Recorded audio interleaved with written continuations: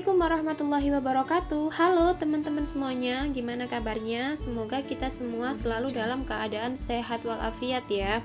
Nah, di sini kita akan belajar bareng tentang metode transportasi di mana membahas tentang modified distribution atau yang biasa kita sebut sebagai metode MODI. Nah, sebelum kita masuk ke pembahasan, video ini saya buat untuk memenuhi tugas akhir mata kuliah program linear semester 5. Apabila ada kesalahan dalam penyampaian maupun penulisan, mohon dimaafkan ya. Dan apabila mau memberi saran dan kritik, berilah saran dan kritik yang membangun di kolom komentar. Terima kasih. Oke teman-teman, sekarang kita masuk ke pembahasan dari metode MODI ini. Di sini saya sudah menulis langkah-langkah dalam pengujian metode MODI. Yang pertama, langkah yang harus kita lakukan adalah kita mencari bilangan baris dan bilangan kolomnya. Nah, cara mencarinya dengan menggunakan rumus yang sudah saya cantumkan di sini. Nah, ini adalah rumus untuk mencari nilai bilangan baris dan bilangan kolomnya. Di sini kita mencarinya bilangan baris dan kolom untuk setiap sel yang terisi ya. Selanjutnya, setelah kita mendapatkan nilai dari bilangan baris dan kolom, kita lakukan penulisan persamaan dari sel-sel yang terisi atau yang sudah ada tulisan isinya. Nah, setelah kita lakukan tulisan persamaan tersebut, kita tetapkan atau kita asumsikan bahwa nilai B1 itu sama dengan 0 dan kita cari semua nilai dari BI dan KJ untuk semua sel yang terisi. Dari langkah pertama, kita masuk ke langkah kedua, yaitu menghitung OC setiap sel kosong dengan rumus yang sudah saya terangkan di situ. Nah, dengan rumus ini kita akan mencari nilai OC-nya. Kalau sudah ketemu, jika nilai OC itu kurang dari 0 pada sel kosong, artinya program belum optimal. Tapi jika OC sudah berada di atas angka 0, itu artinya sudah optimal. Terus gimana jika ada nilai OC yang negatif pada sel kosong? Maka kita harus mengulang dari poin pertama sampai ke poin seterusnya hingga kita mendapatkan nilai OC yang semuanya tidak ada yang negatif atau nilai OC-nya semuanya positif. Nah, kenapa sih harus dilakukan pengujian ulang atau langkah ulang dari yang pertama untuk mendapatkan nilai OC yang semuanya positif? Karena jika kita biarkan OC itu bernilai negatif, itu akan membuat pengurangan biaya transportasi total.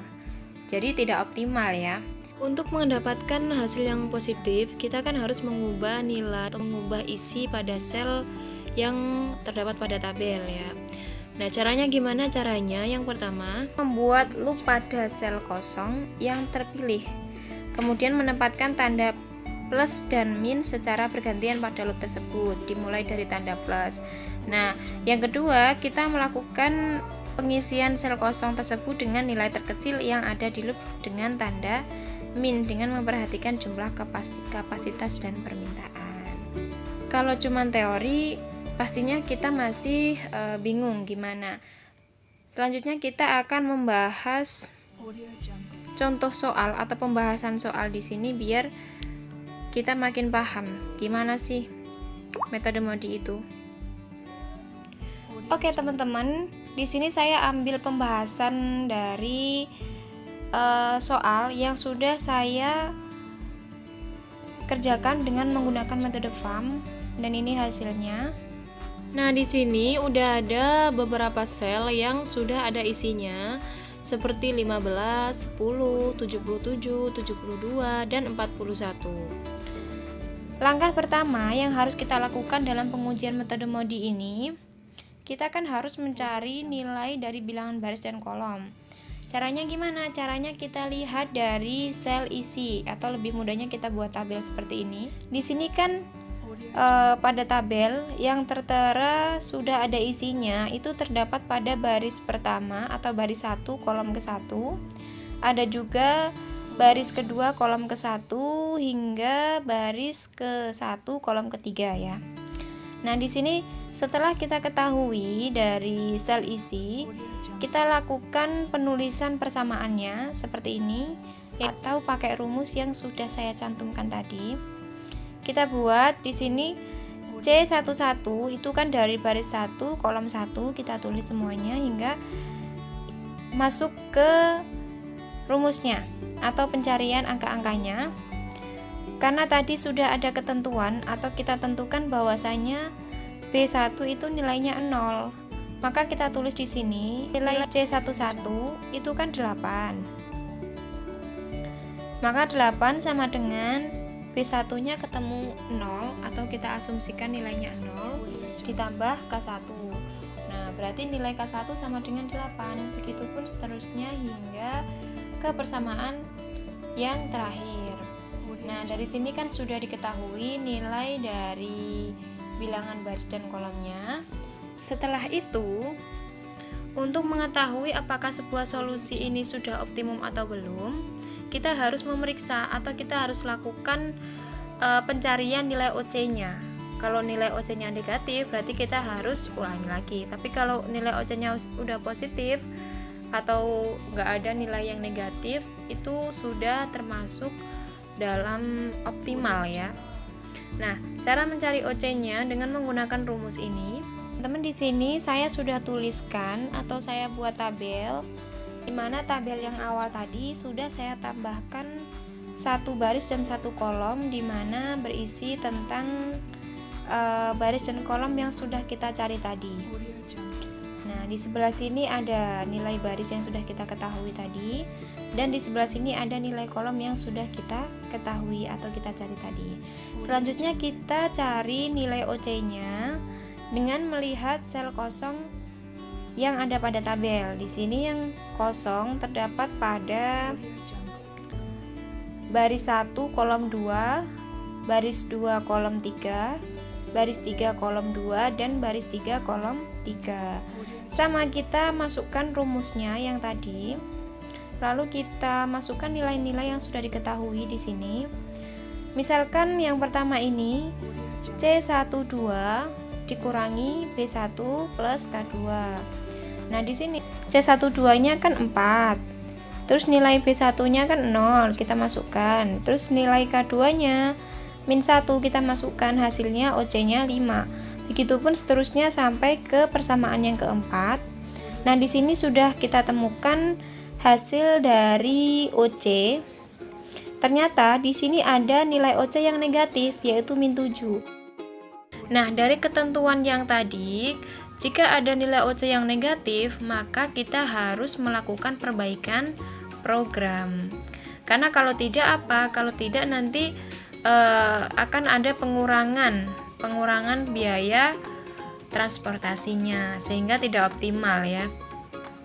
Nah, di sini kita lakukan perbaikan program. Tadi kan nilai yang negatif itu adalah terdapat pada kolom baris 2 kolom 3. Maka kita cari di sini baris 2 kolom 3-nya bernilai negatif. Nah, berada di sini. Sekarang kita lakukan perbaikan programnya seperti ini. Saya beri tanda warna kuning ya, biar kita lebih mudah. Nah, di sini tadi caranya kan pakai positif negatif. Nah, yang tadinya nilainya OC-nya negatif, kita beri tanda positif. Nah, begitu silang seperti ini. Sekarang kita cari atau kita lakukan perbaikan kolom di loop sel 2,3 atau baris kedua kolom ketiga. Nah, di sini kita perhatikan nilai dari supply dan demand-nya. Karena nilai yang sudah saya beri tanda negatif, ini nilai terkecilnya adalah 41, maka kita gunakan 41. Sehingga kita dapatkan rumusnya, yaitu di mana X12 atau X baris 1 kolom kedua ini kita tambahkan 41, X22 dikurangi 41, X23 ditambah 41, dan X13 dikurang 41. Nah, sehingga hasilnya Hasilnya di sini saya beri tabel yang sudah kita cari nilainya. Nah, sehingga kita temukan pada baris kedua kolom ketiga selnya terisi 41. Nah, sekarang setelah ini kita cari nilai OC-nya. Nah, apabila nilai OC-nya ini masih negatif juga, kita harus lakukan proses dari awal sampai mendapatkan nilai OC yang positif semua. Nah, oke, dari iterasi satu ini kita akan buktikan apakah dia itu nilai OC-nya sudah positif semua atau masih ada yang negatif.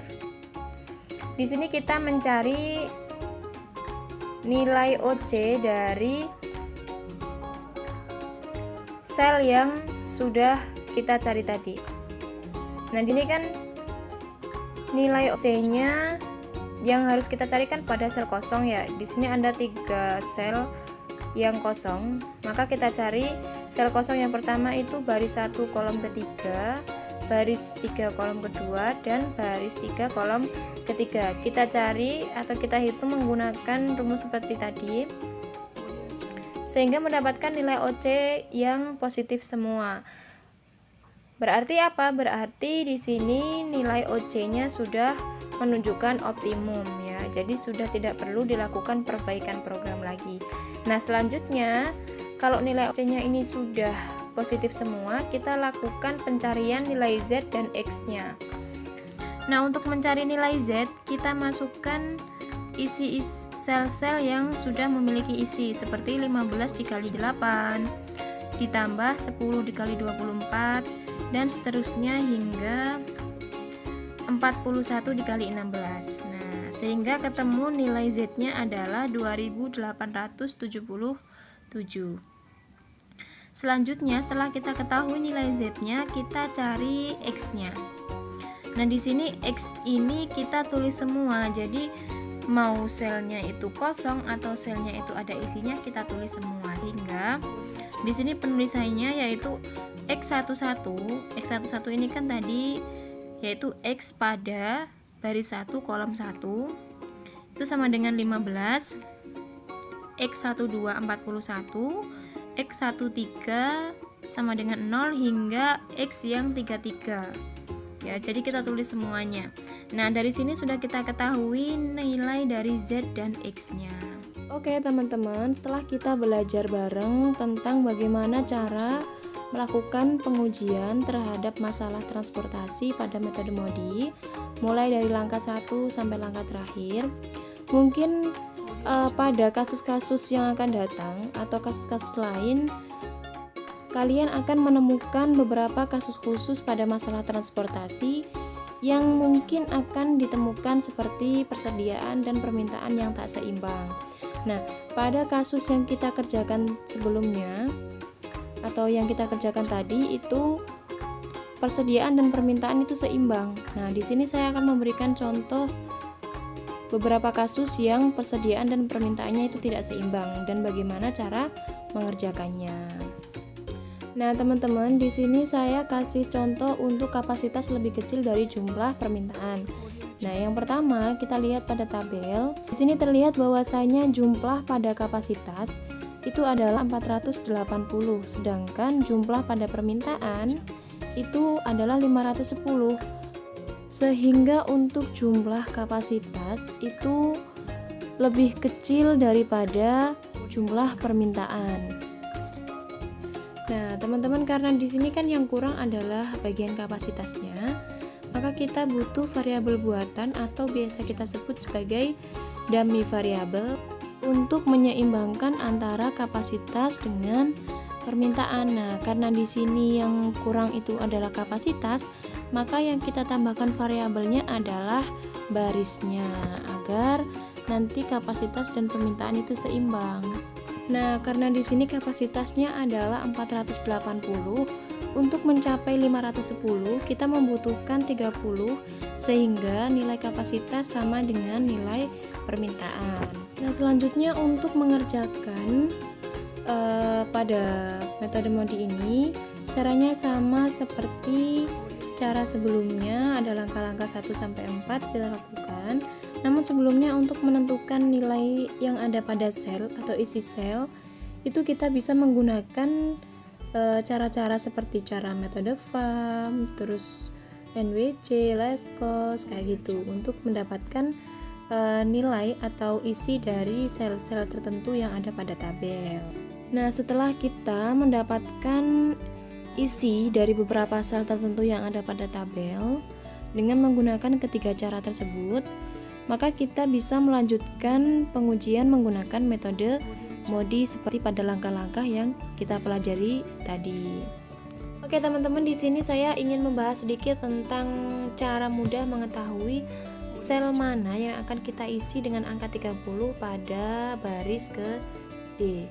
Nah, di sini kita lihat